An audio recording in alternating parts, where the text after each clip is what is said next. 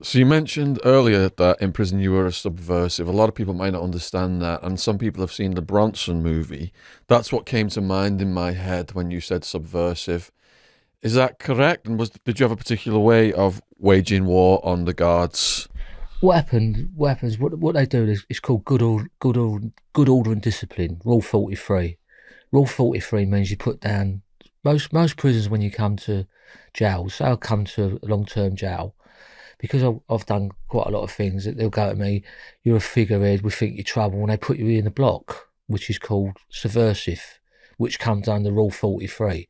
There's Rule 43 for nonsense. There's also Rule 43 for what they do. They thing called good order and discipline.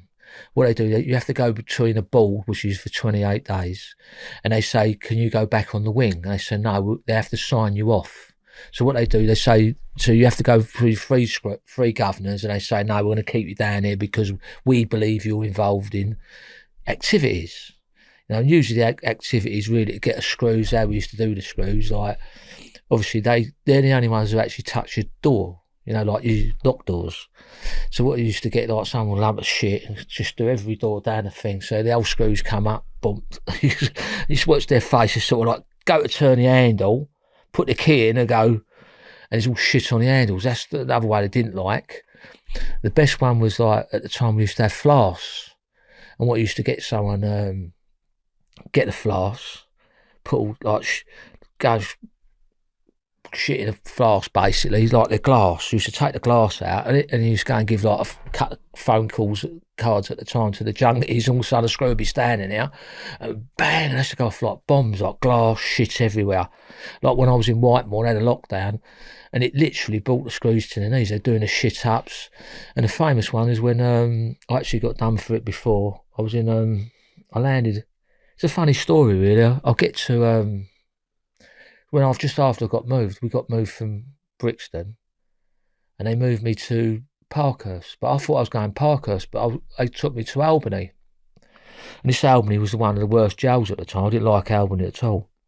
And so it's funny, we come across the ferry, and I got this massive escort because they tried to get me out of Brixton and all that. I got this fucking big escort. So he puts me in a cell, and a screw, an old boy comes, an old jailer. He goes to me, "Who are you?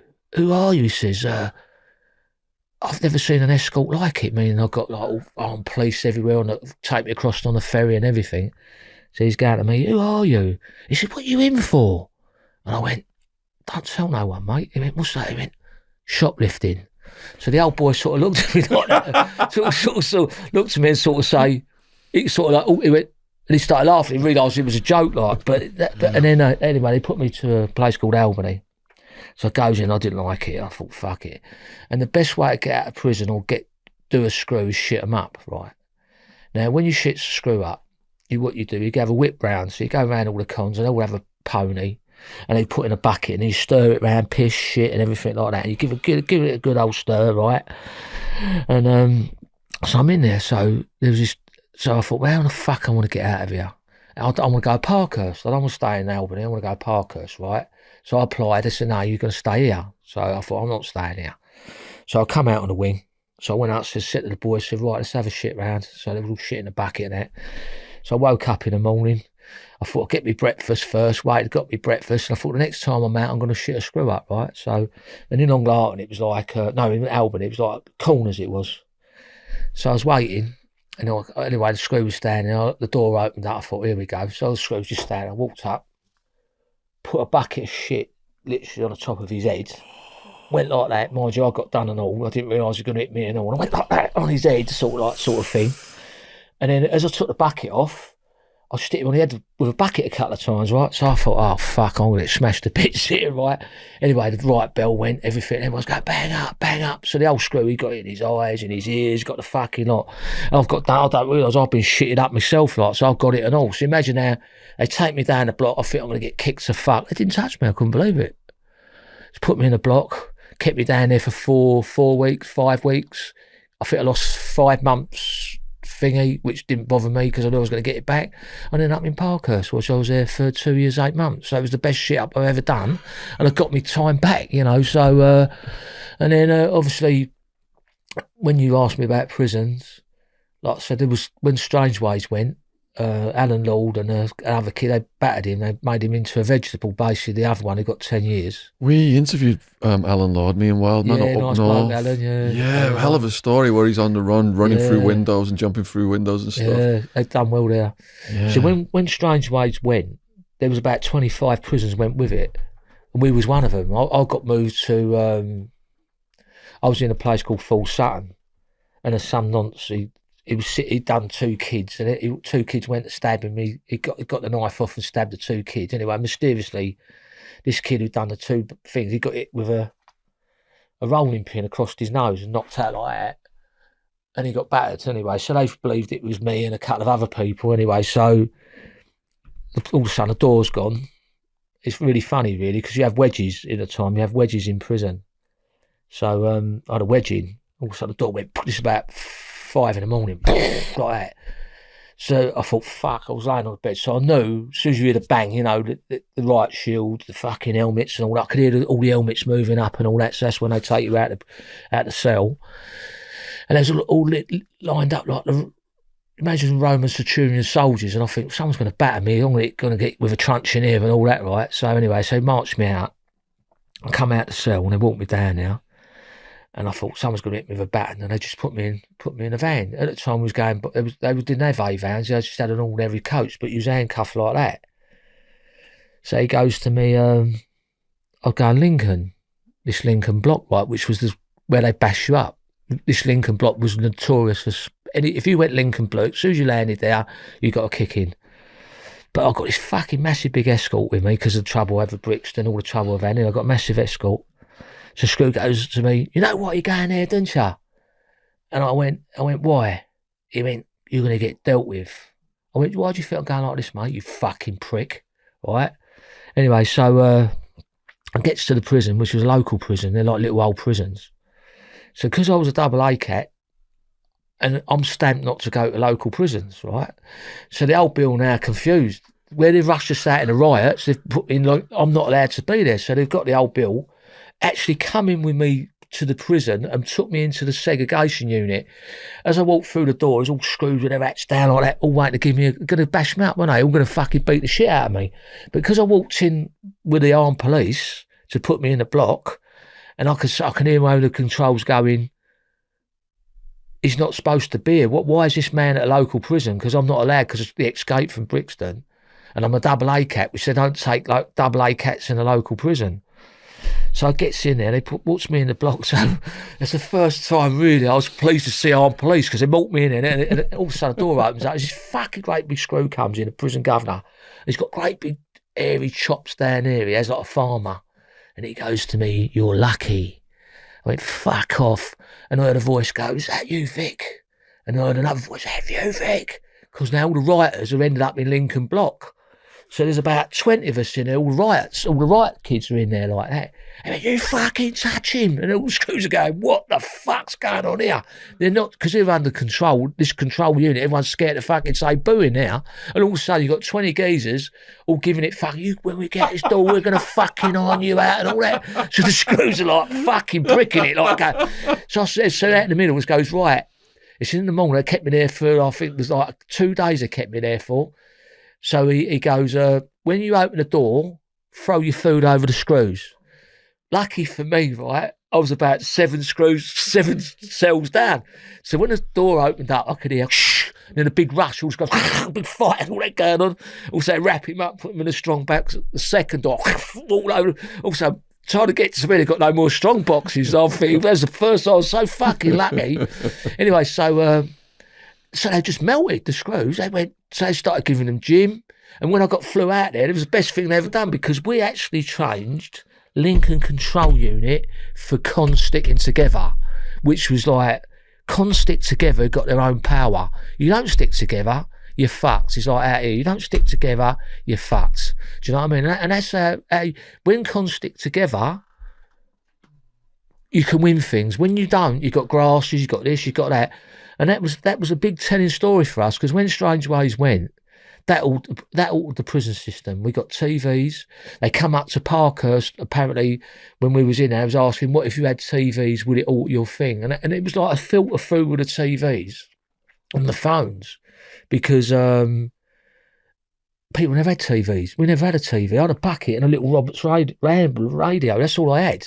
So most of my time, 20 years, was done with a bucket, a little plastic bucket and a little Roberts Wrangler. That's all I had for 20 years.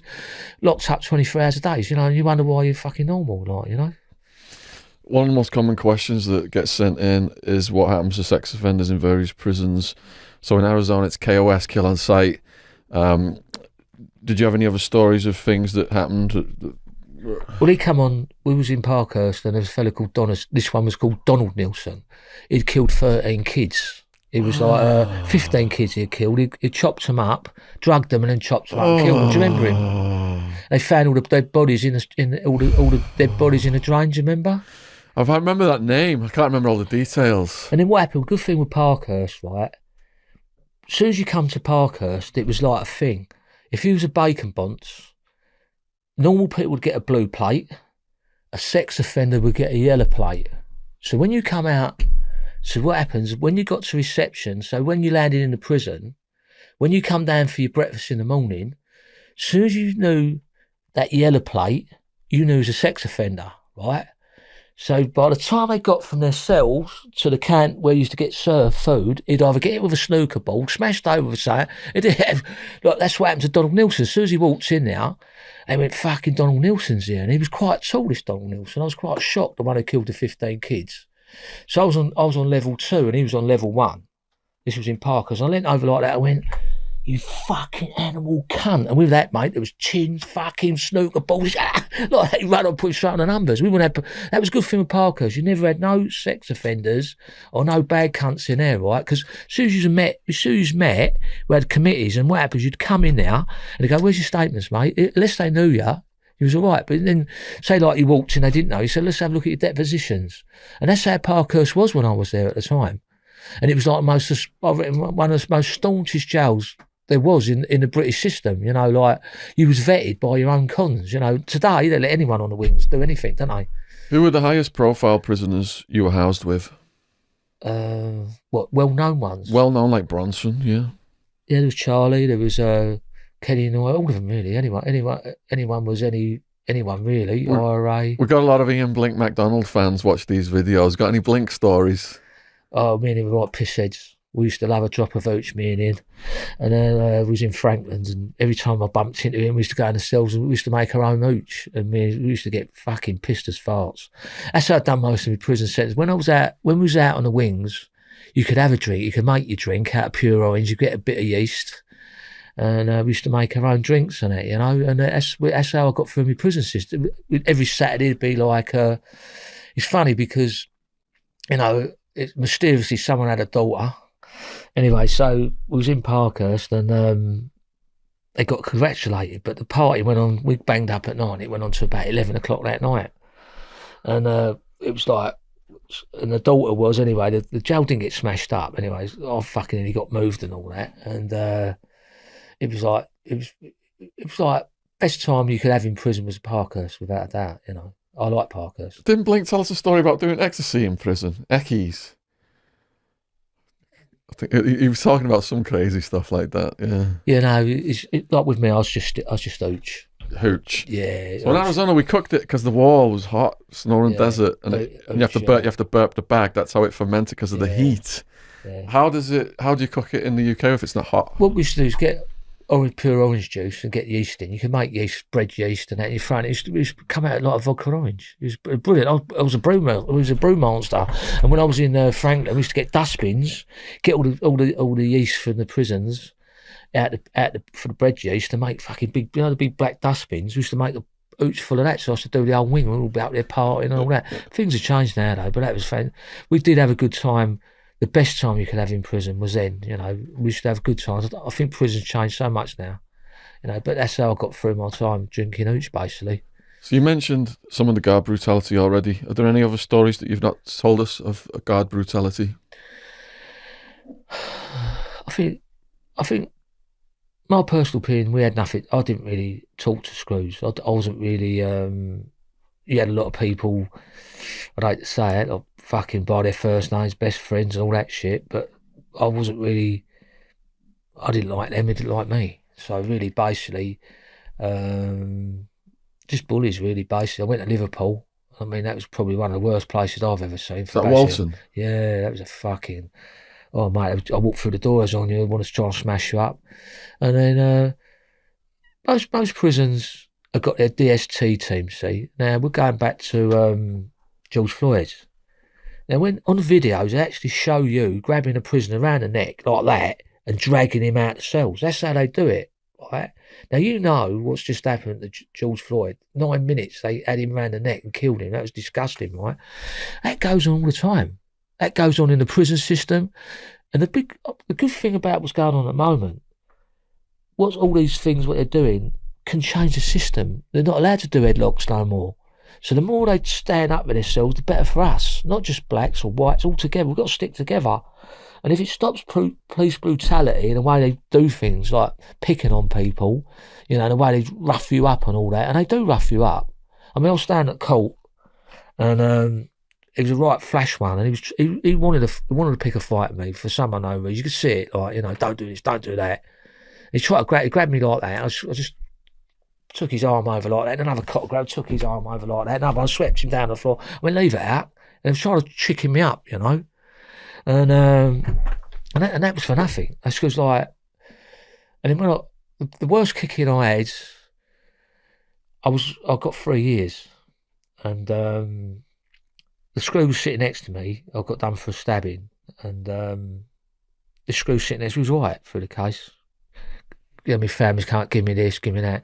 And the day I got sentenced, my girlfriend went to me some pictures of me like to take back to jail.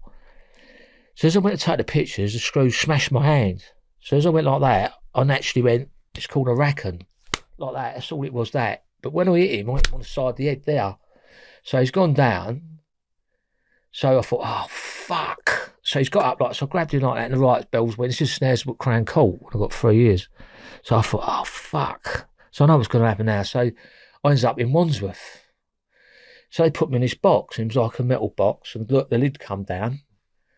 So Screw goes to me, think you're a tough guy, do you? So I thought, oh, fuck. And out the corner of my eye, I could see the normal cons in the normal boxes. And they was taking them out. They called, like, giving their food, taking their arms, all that, and kept me in this metal box. So I know what's coming. So I know, so I ain't stupid. So I'm the last one out. So I comes out the box, and there's about 6-7 screws standing down the bottom. So he goes to me, right, take your clothes off, strip off, right. So I looked at him and I thought, I was a game cunt, and I thought I'd rather get a kick in my clothes on with a kicking without my clothes on, right. so the kid goes, did you hear what I said? Take your clothes off. I went, nah. I went, take your fucking clothes off, right. So I said, no, that was it. Like, same thing, steamed into them. Oh, mate, I got fucking battered. Unlucky for me, the segregation units are usually, like, not too far where you get done. This was on GH&K. It was on a total different wing. So they fucking kicked me from one end to the other.